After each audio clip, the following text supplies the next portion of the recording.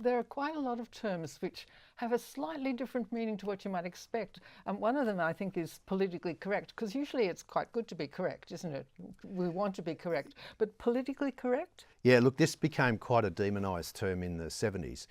It came from a good place because it was about inclusivity. It was about, let's eradicate firemen and talk about firefighters.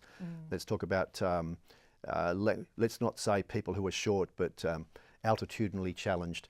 So it obviously went to ridiculous lengths, and the phrase that it's usually associated with is political correctness gone mad. So it is, the reason it became such a bugbear term was that it was often either lampooned or too stringently pursued by the advocates of political correctness, when really at its base it's about respect. And it's about inclusion. And in the same way, woke, which is the equivalent of political correctness, which has always been around probably, since the 1980s, but has really spiked in usage since, say, 2010. It's very much a cousin term and probably comes with a little bit more awareness of people's political, social, sexual identities.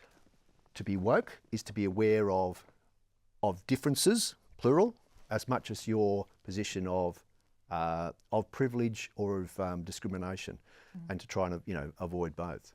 Of course, if it's the way it's brandished around, it's about respecting people.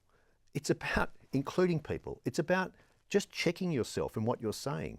And I think surely that's that is a positive message. Embrace it.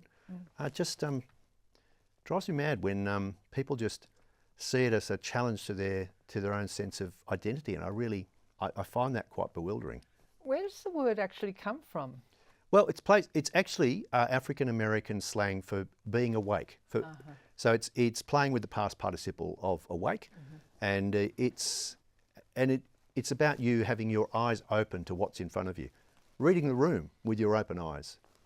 I remember, as an example of political correctness and woke politics and language, when Ms, which was the term that was kind of introduced into Australian English, at least in the 1980s, it was seen as being a confection, something that was ludicrous and unneeded.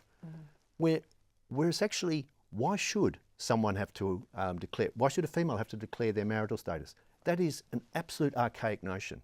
So why not introduce a neutral term like that? In the same way we talk about they, them. If someone doesn't wish to be identified by the prescriptive nature of pronouns, allow them that liberty, allow them that sense of space.